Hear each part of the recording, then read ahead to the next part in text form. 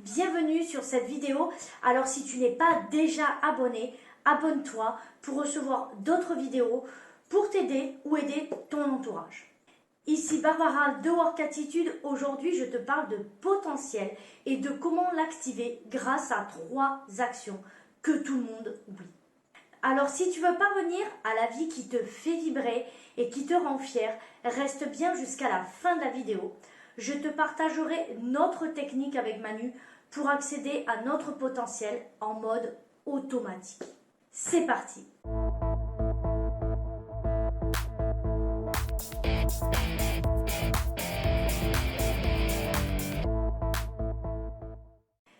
Si vous êtes ce que vous devez être, vous mettrez le feu au monde entier. Voilà ce que nous disait à très juste titre Catherine de Sienne. La première action pour activer ton potentiel est d'agir maintenant. Avec Manu, nous disons toujours à nos coachés que la réponse à ce qu'ils doivent faire est en eux. Ils ont juste à s'écouter, écouter leur cœur. Et oui, toi qui m'écoutes, je te mets en garde, si tu continues de refuser d'accepter l'appel de tes ressentis, tu cours le risque de vivre sans joie, sans passion, avec un sentiment d'insatisfaction. Peu importe les biens matériels que tu obtiendras par ailleurs. Pour ma part, avant ma prise de conscience en 2014, je vivais une vie très confortable, sur le plan matériel bien sûr, mais je m'éteignais à petit feu jusqu'à ce que je décide d'écouter mon ressenti et de vivre enfin une vie pleine de sens, dont je suis fière et qui m'inspire et me motive chaque jour. Alors parfois nous entendons l'appel, mais comme je disais dans ma vidéo, pourquoi suis-je là? Quelle est ma mission? Les circonstances peuvent malheureusement nous pousser à l'action. Il m'aura fallu une nouvelle fois frôler la mort pour finalement me faire confiance et décider de vivre la vie qui me correspond et oser tout claquer. Ainsi comme bien d'autres, j'ai repoussé l'échéance. Trop souvent, je vois encore beaucoup de personnes qui font de la sécurité et de l'accumulation de biens matériels le but de leur vie. Combien de fois ai-je entendu chez nos coachés, quand on aborde le sujet des désirs et besoins, d'abord, je veux obtenir un travail qui peut me permettre de vivre confortablement. Après, je réaliserai mes passions seulement, la musique ou le sport, les voyages ou même lancer des nouveaux projets. Voire même, certains me disent, on verra plus tard, à la retraite. J'aimerais avoir le temps de... C'est là qu'ils me parlent de leur passion. Mais stop la retraite! Mais pourquoi attendre si longtemps? Il y a aussi une autre partie, ceux qui ont plein d'idées et de projets. Ils imaginent de nombreux scénarios mais n'en commencent jamais aucun ou reportent constamment à plus tard. À nouveau, le retour de Madame Procrastination. Et il y a les derniers, les autres qui réalisent une multitude de tâches urgentes dans la journée sans jamais prendre le temps d'identifier ce qui les fait vibrer et de préciser leur vocation, leur rêve. Finalement, ils accumulent, ils agissent, mais sans but précis. Aujourd'hui, j'ai envie de te dire, arrête de passer à côté de ta vie. Tes peurs ne doivent pas t'empêcher d'agir, de poser des actes à la hauteur de ton ambition. Sois audacieux. Le secret, comment? Eh bien, en t'y engageant sans plus tarder. Car en t'engageant totalement, tu mets toute ton attention à la réalisation de ton projet et tout se met en place avec une grande facilité. Lorsque tu entends l'appel et passes à l'action, le sentiment de satisfaction qui t'habite est alors total. Tu verras, c'est magique. Étonnamment, lorsque l'on choisit de suivre ses passions avant de chercher la sécurité ou l'aisance matérielle, on obtient tout cela à la fois. À ce sujet, j'aime citer Richard Branson, le créateur de Virgin, qui illustre bien ce processus quand il déclare « Mon but n'était pas d'être riche dans la vie, je voulais juste m'amuser et relever des défis, et c'est encore ce que je veux. Et j'ai découvert que si je m'amuse, l'argent suit. » Je le résume souvent en disant « J'ai commencé à gagner de l'argent le jour où j'ai décidé de ne plus en gagner. Au même titre que tu dois passer à l'action et arrêter de citer en boucle les actions que tu souhaites réaliser, comme par exemple je vais me mettre à la méditation, je vais faire du yoga, je vais faire plus de sport, je vais perdre du poids. Stop, fais-le et je te dirai arrête de chouiner. C'est trop facile de critiquer les personnes qui nous gouvernent, notre système économique et financier, les grandes entreprises, la situation actuelle, mais la question qu'il faut se poser est qu'est-ce que je fais à mon niveau pour changer les choses? Or, comme je vous le disais notamment dans ma vidéo, ces 3 attitudes qui vous permettent de réussir, tout changement que je souhaite voir dans le monde doit d'abord passer par moi. Alors pourquoi ne pas changer dès aujourd'hui? La deuxième action essentielle pour activer son potentiel est d'accepter de changer. Pour réaliser ton projet de vie, il sera peut-être nécessaire de modifier certains comportements, certaines habitudes, certaines croyances limitantes.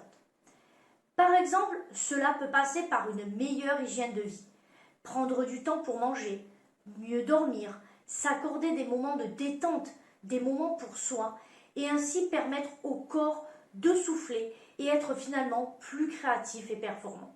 Pour modifier tes vieilles habitudes et en créer de nouvelles, adaptées à tes nouveaux choix, des experts en neurosciences expliquent que tu dois répéter le nouveau comportement pendant 21 jours. À l'issue de cette période, le nouveau comportement sera ancré dans ton subconscient. Christine Lewinsky s'est par exemple lancé le challenge d'arrêter de râler pendant 21 jours consécutifs. Et elle en a fait un livre devenu best-seller, J'arrête de râler. Et toi, que ferais-tu? Imagine un challenge qui te permettra de t'améliorer. Par exemple, 21 jours sans juger, 21 jours sans télévision. Pour moi, par exemple, mon dernier challenge, et je suis en plein dedans, c'est de me coucher à heure fixe pour mieux récupérer. La troisième action essentielle est d'être convaincu que je suis ce que je pense. Ce que tu es capable de faire ne dépend pas seulement de ton potentiel, mais aussi des limites que tes croyances opposent à la pleine expression de tes capacités. Alors je m'explique. En changeant tes croyances, tu peux changer ton expérience. J'ai eu longtemps une croyance limitative précise. J'étais persuadée que lorsque je mettais du cœur dans un projet, celui-ci ne trouverait pas son équilibre financier. Eh oui, on ne peut pas aimer et faire du business. Après un travail sur moi, j'ai changé cette croyance et notre dernier projet immobilier avec Manu, dans lequel j'ai mis beaucoup de joie et de passion, fonctionne très bien. Finalement, en changeant ma croyance, j'ai ainsi réussi à changer mon expérience. Alors, plus basiquement, tu sais enfant, quand tu te faisais mal et qu'on te disait « tu n'as pas été sage, c'est le bon Dieu qui te punit ». J'ai donc longtemps cru que si je vivais quelque chose de désagréable, c'était que je l'avais mérité. En fait, c'était ma croyance qui créait ce sentiment. Or, nous avons décidé avec Manu d'aider les gens à travailler profondément et au cœur de leurs croyances pour se réparer durablement. À ce sujet, j'aime bien citer Pierre Catelin qui, dans le même état d'esprit, estime que si l'on change la croyance à l'origine d'un sentiment désagréable ou d'un symptôme physique, il n'y a plus de raison que ce message persiste ou réapparaisse. Non seulement il dit qu'il n'y a plus de raison, mais que ce n'est plus possible. Vous ne pouvez pas vivre de croyances désagréables s'il n'y a pas de croyances dystrophiques à la base. Nous ne sommes pas les esclaves de nos émotions. Alors, j'aimerais te dire, arrête de te focaliser sur les faiblesses et sur les manques. Que ce soit pour les autres ou pour toi-même, on a souvent l'habitude de regarder ce qu'on pourrait améliorer plutôt que de considérer les choses positives. Avant, chaque soir, je faisais l'inventaire de ce qui s'était mal déroulé dans la journée sans m'attarder sur toutes les bonnes nouvelles qui m'étaient parvenues. Progressivement, j'ai changé ma croyance et je me suis centrée sur les bons côtés de chaque jour et plutôt les mauvais étaient signalés, mais plus sous forme d'exercice d'épuration des mauvaises ondes de la journée. J'en parle d'ailleurs plus précisément dans ma vidéo « Osons une pause détendue en 5 minutes top chrono ». Ainsi, quand une expérience est désagréable, tu peux l'utiliser pour changer ta croyance, faisant une force et non une faiblesse. En changeant ton système de pensée, les événements similaires que tu vivras à l'avenir seront alors vécus comme des expériences agréables. Par exemple, il y a encore quelques mois, le fait de prendre du temps pour moi était une expérience désagréable, synonyme de perte de temps. J'ai changé cette croyance en considérant qu'au contraire, me ressourcer, me poser, penser à moi, me procurer un sentiment de pleine réalisation et de joie.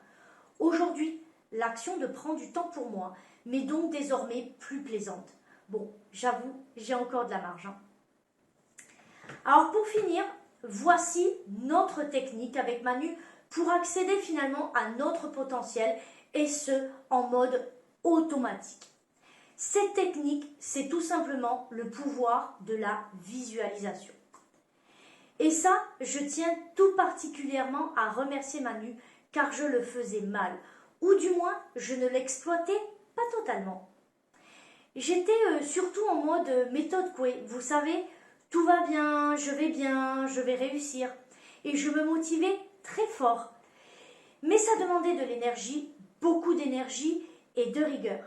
Car finalement, c'était superficiel, ça ne tenait pas dans le temps. Mais en alliant nos deux compétences, comportementales et de programmation mentale, nous arrivons aujourd'hui avec Manu à des résultats qui nous étonnent chaque jour. Et c'est un pur bonheur de le transmettre au quotidien à nos coachés. Avec notre méthode, nous arrivons aujourd'hui à utiliser pleinement le pouvoir de la visualisation. L'aspect le plus important de la création d'une vision, c'est la projection du résultat final que tu souhaites obtenir. Sans penser aux détails, tu visualises, tu ressens le rêve réalisé. Ainsi, en imaginant profondément ta vocation réalisée, tu pourras sentir émerger un grand sentiment de plénitude et de bonheur réel. Les sportifs connaissent bien le pouvoir de la visualisation. Vous savez, on pense toujours à l'entraînement, aux performances physiques et sportives pures. Mais sachez qu'également, dans leur préparation, la plupart des athlètes s'entraînent également à visualiser leur victoire. Ça participe grandement au processus de réussite et plus qu'on ne le croit. Mais rassure-toi, la visualisation, pas besoin d'être un sportif de haut niveau, peut s'opérer en toutes circonstances. Réunion, conférence, modification d'un état émotionnel. Ton subconscient enregistre les images chaque fois qu'on les lui offre. Il faut ensuite tout faire pour les matérialiser. Avec Manu, que ce soit pour nous ou nos coachés, chaque fois que nous débutons un nouveau challenge, on visualise le résultat souhaité. Nous restons toutefois vigilants sur le fait que l'objectif fixé est réellement celui qui nous correspond. Avec notre expérience, par exemple, nous pourrions facilement investir dans n'importe quoi en immobilier en visualisant la rentabilité. Mais nous souhaitons désormais développer uniquement des projets en immobilier ou autres qui ont un sens profond pour nous. Mais avant d'arriver à ce stade, parce que souvent on voit la finalité, on voit la réussite, je dis toujours qu'il est impératif d'avoir d'abord travaillé sur son amélioration personnelle. Je vais conclure sur une citation de Rhonda Byrne, l'auteur du best-seller Le Secret, qui s'est vendu à plus de 4 millions d'exemplaires. Lorsque vous utilisez efficacement la visualisation, votre entourage se demande comment il peut être possible que soudain tout vous réussisse, que tout aille bien pour vous comme si vous étiez surhumain. Et vous saurez que vous ne faites qu'utiliser l'une des habiletés les plus simples, mais aussi les plus puissantes avec lesquelles vous êtes né et que possèdent tous les êtres humains de cette planète. Ainsi, grâce à cette citation, dis-toi que lorsque des obstacles se présentent sur ton chemin, la visualisation du résultat que tu souhaites te permet de recevoir la solution au problème ou le moyen de relever le défi. Avant, vous saviez, avec Manu, nous n'étions pas si différents de la plupart des gens. Lorsque nous connaissions des soucis dans nos projets, nous étions comme beaucoup envahis par l'inquiétude et l'angoisse, incapables de percevoir la moindre solution. Aujourd'hui, grâce à notre méthode, nous avons pu travailler sur nous et nos blocages, et quand une mauvaise nouvelle arrive, nous nous posons et restons calmes et détendus. Alors pour cela, on aime bien aller dans la nature. Je l'explique d'ailleurs dans ma vidéo se connecter à la nature pour augmenter ses performances. Dans cet environnement, nous retrouvons finalement un certain calme qui nous permet de nous recentrer sur la visualisation de notre objectif, finalement notre pourquoi. Et comme par magie, je vous l'assure, des solutions commencent à émerger du néant. Voilà, cette vidéo est à présent terminée. J'espère qu'elle t'aura aidé. Maintenant, place à l'action, montre ton potentiel. À bientôt et surtout, révélez-vous. Ciao!